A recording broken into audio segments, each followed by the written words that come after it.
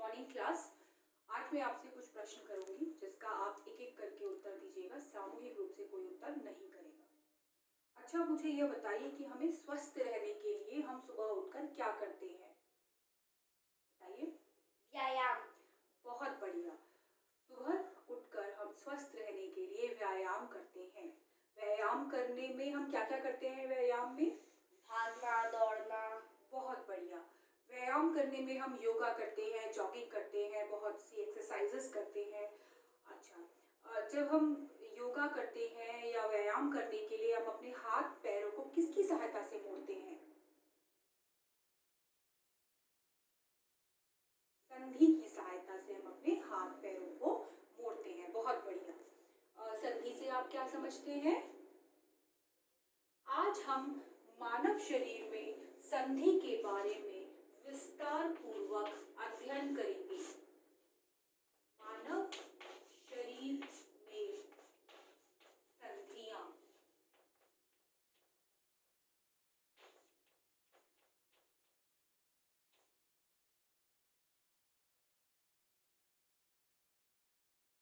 अच्छा, मुझे अब ये बताइए कि जब क्रिकेट के खेल में हम बॉल किससे पकड़ के हम घुमाते हैं गोल गोल?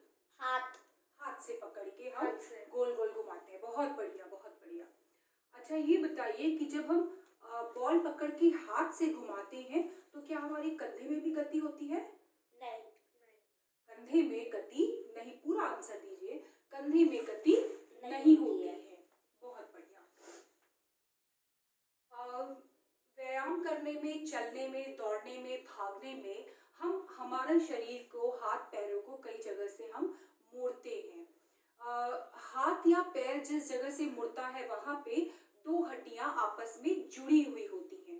दो हड्डियां आपस में जहां पे जुड़ी होती हैं उसे हम संधि कहते हैं या जोड़ कहते हैं। संधियां हमारे शरीर को गति प्रदान करती हैं और यांत्रिक आधार प्रदान करती हैं। विभिन्न प्रकार की गति के लिए हमारे शरीर में विभिन्न प्रकार की संधियां होती हैं। सबसे पहले प्रकार की संधि है कंदुक खलिका संधि। कंदुक खलिका संधि। कंदुक खलिका संधि में हमारे शरीर में एक जो अस्थि होती है उसमें बॉल के आकार की होती है, गोल होती है, तथा दूसरी जो अस्थि होती है वो कटोरी नुमा खोखली होती है। तो जो दूसरी अस्थि बॉल नुमा गोल अस्थि है वह दूसरी हड्डी की खोखली गुहा में फिक्स रहती है, या हम बोल सकते हैं कि उसमें धसी हुई रहती है। और इस तरह की संधि में गति चारों दिशाओं में होती है। और इसका उदाहरण हमारा है कंधे और भुजा की संधि जो होती है। कंधे और भुजा, कंधे और भुजा के बीच में जो संधि होती है वो कंदुक खलिका संधि होती है। और इस तरह की संधि में गति चारों दिशाओं में होती है।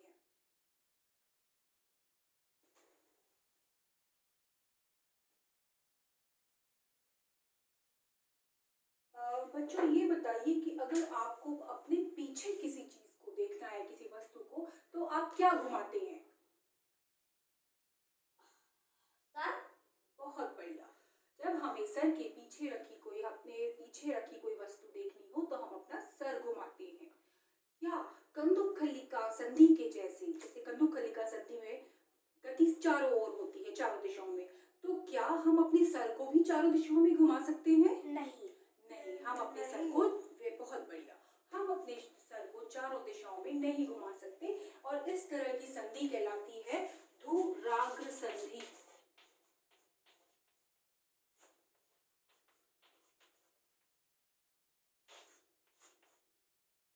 इस तरह की संधियां मैं आपको पिक्चर में भी दिखाई देंगी जिससे आपको और ये क्लियर हो जाएगा।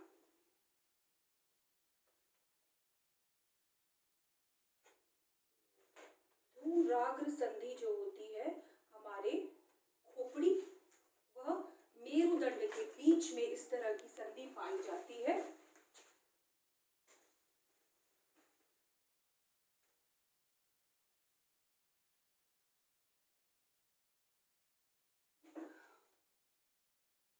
दुराग्र संधि का उदाहरण है।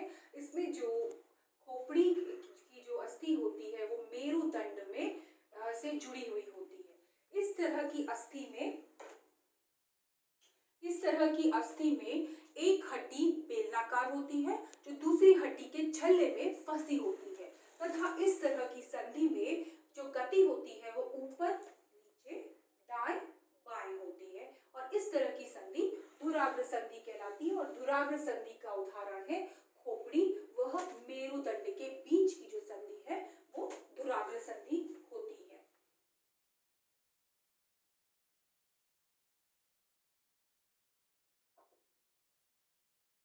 अच्छा बताइए कि हमारे घर में हवा और सूर्य का प्रकाश आए उसके लिए क्या बनाते हैं हम लोग? दरवाजे और खिड़की। बहुत बढ़िया, दरवाजे और खिड़की। शाबाश। दरवाजे और खिड़कियां हम घरों में बनाते हैं ताकि सूर्य का प्रकाश और हवा आ सके। अच्छा, अब ये बताइए कि जो खिड़की होती है, खिड़की का जो पलड़ा होता है वो जुड़ा होते हुए भी गति किस कारण करता है? कब्जा। बहुत बढ़िया, कब्जे के कारण करता है। तो हमारे शरीर में भी एक कब्जे जैसी संधि होती है जो हिंज संधि कहलाती है। हिंज संधि हमारी कोहनी में पाई जाती है और ये कब्जे की तरह इसमें गति होती है और इसका उदाहरण है, हिंज संधि का उदाहरण कोहनी की संधि है। हिंज संधि, हिंज संधि जो है हमारे कोहनी में पाई जाती है और ये कब्जे की तरह इसमें गति होती है, हिंज संधि।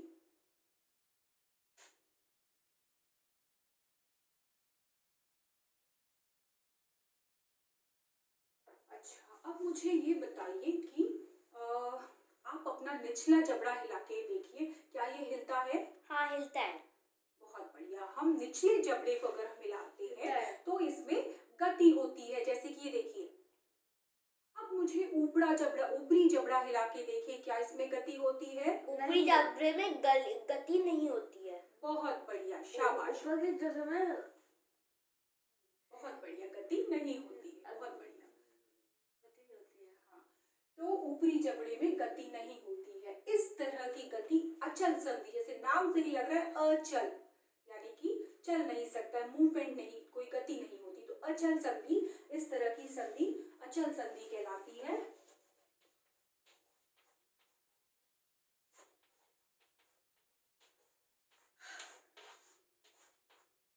अचल संधि का उदाहरण, जैसे कि आपको बताया कि जबड़े, ऊपरी जबड़े और या खोपड़ी के बीच में जो संधि होती है ये अचल संधि है। इसको आप अपनी इच्छा अनुसार नहीं हिला सकते, अचल संधि कहलाती है। और आपकी खोपड़ी की अस्थियां जो जुड़ी होती हैं आपस में, वो सारी संधियां अचल संधियां कहलाती हैं खोपड़ी की अस्थि के बीच में। और आपके पसलियां की जो हड्डियां होती हैं वो भी आपस में अचल संधि से जुड़ी होती है। और अचल संधि, इनका कार्य होता है अंदर के कोमल अंगों को सुरक्षा प्रदान करना।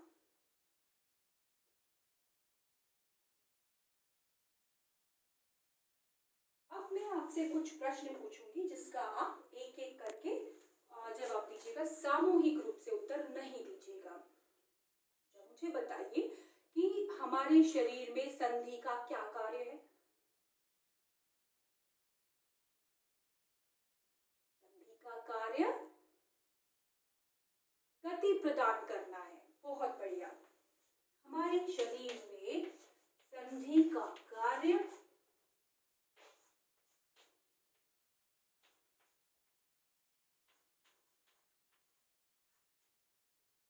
गति प्रदान करना है।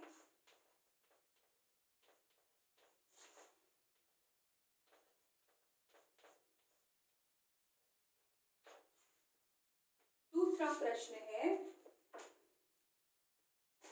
कंधे और भुजा के बीच पाए जाने वाली संधि क्या कहलाती है? कंधे और भुजा के बीच, जॉइंट। कंधे और भुजा के बीच पाई जाने वाली संधि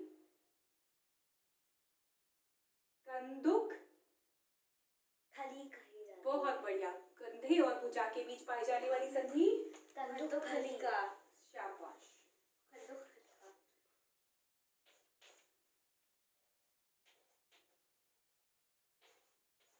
कंधे और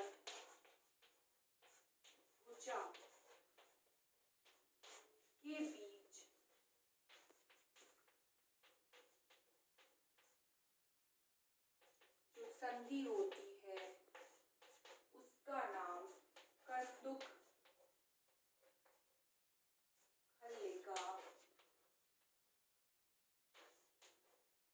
संधि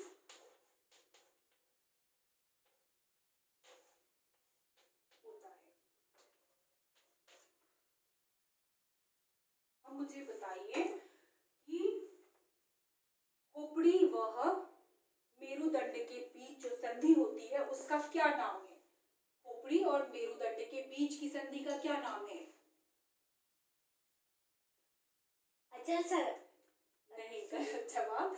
इसका जवाब है धूराग्र संधि। ठीक है, खोपड़ी और मेरुदंड के बीच जो संधि है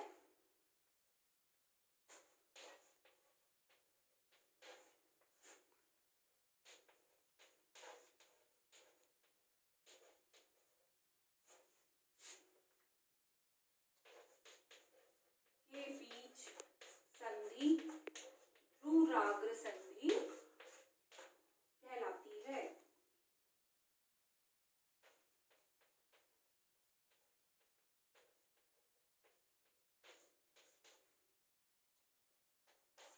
अब ये बताइए कि एक अचल संधि का उदाहरण दीजिए। अचल संधि का उदाहरण, ऊपरी जबड़े और खोपड़ी के बीच, ऊपरी जबड़े और खोपड़ी के बीच जो संधि होती है वह अचल संधि कहलाती है। अचल संधि। अचल संधि का उदाहरण है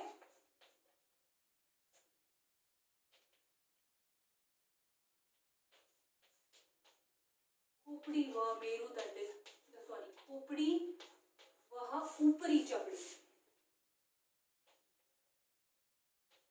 ऊपरी जबड़े के बीच जो संधि होती है वह संधि अचल संधि कहलाती है। आप लोग इस को अपनी कॉपी में नोट कर लीजिए।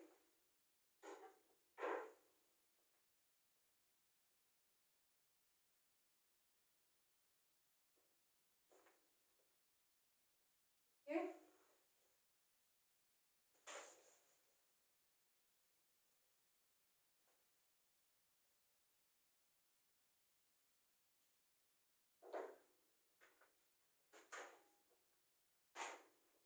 अब मैं आपसे कुछ प्रश्न पूछूंगी जिसका जवाब आप एक एक करके दीजिएगा।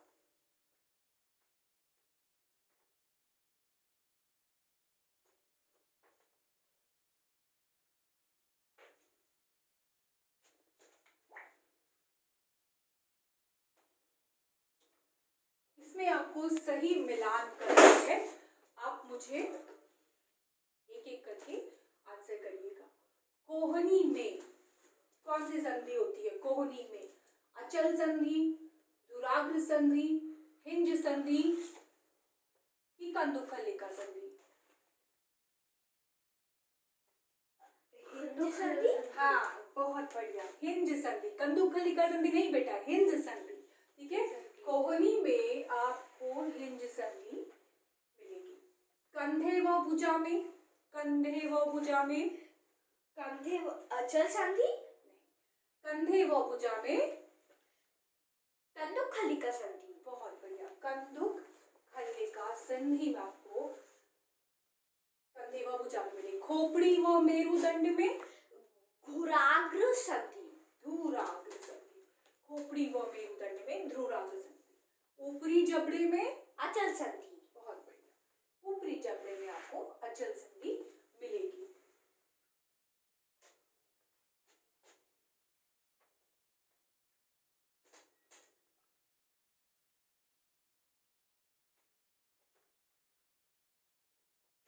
यह काम अपनी कॉपी में नोट कर लीजिए, गृह कार्य, और घर से इसे करके लाइए। संधियों के बारे में बताते हुए उनके प्रकार का